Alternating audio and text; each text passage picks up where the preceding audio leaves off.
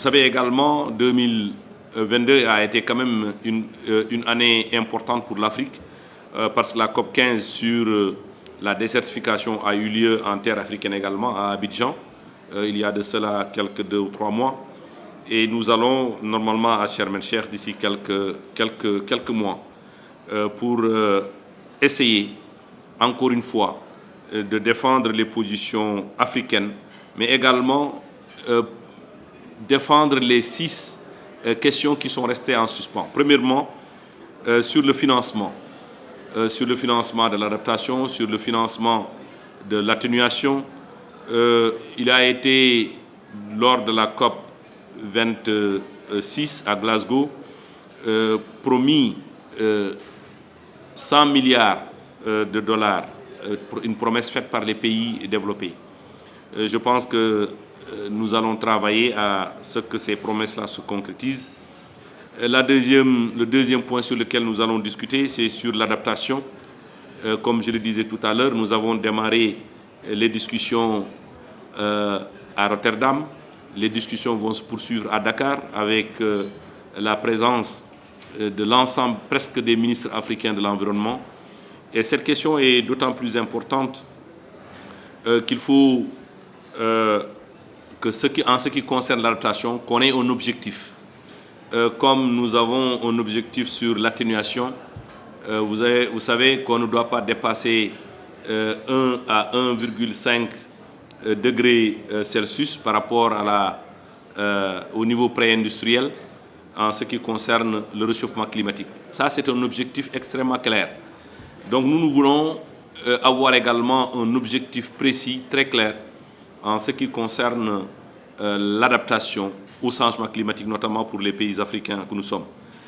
Sur le troisième point sur lequel nous allons continuer les débats, les discussions à Sharm el-Sheikh, nous avons la transition juste et équitable. La transition, quand je parle de transition, je fais allusion à la transition énergétique. Je pense que sur ce point-là, le président a beaucoup insisté là-dessus. Il dit qu'il est hors de question qu'après que les pays occidentaux aient bâti leur développement à partir des énergies fossiles, de dire qu'on ne va plus financer le développement des pays africains à partir de ce qu'on appelle les fossiles, notamment le gaz et le pétrole.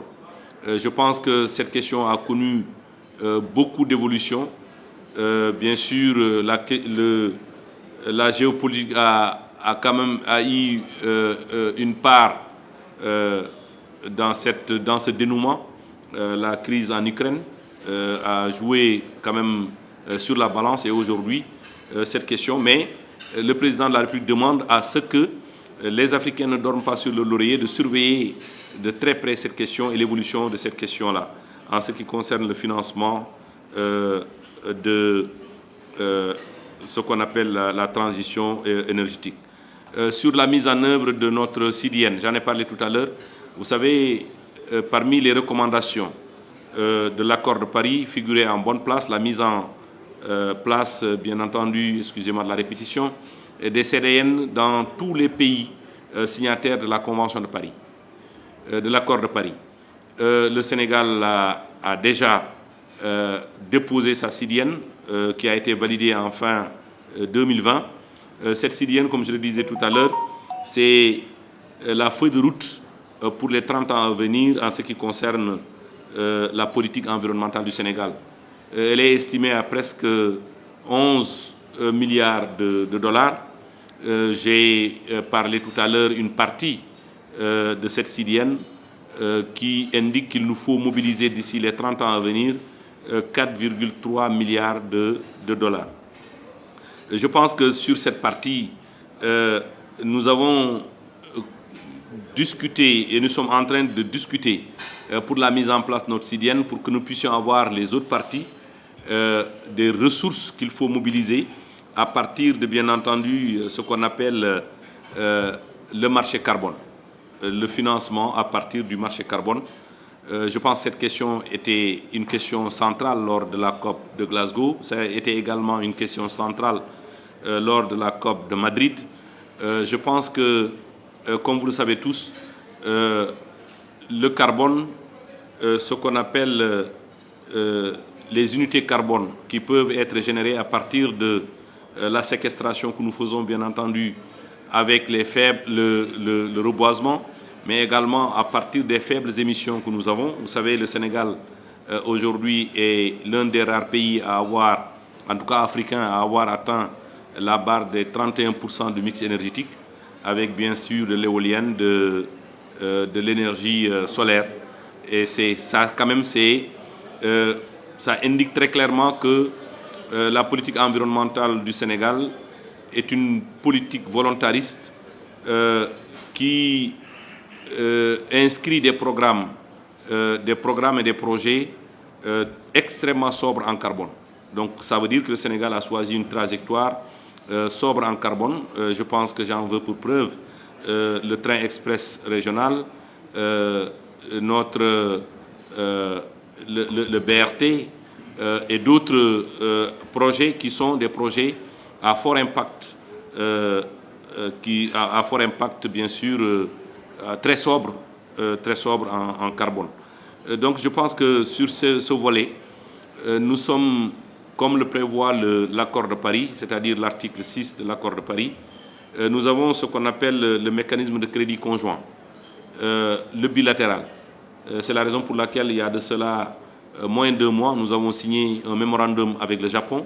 Nous avions déjà signé un mémorandum avec la Suisse pour que nous puissions, tous les 2 pays, ou les 3, en tout cas de manière bilatérale, trouver des sources de financement à partir des unités carbone que nous allons générer, à partir des projets bien entendu sur lesquels nous sommes entendus et sur lesquels nous allons travailler.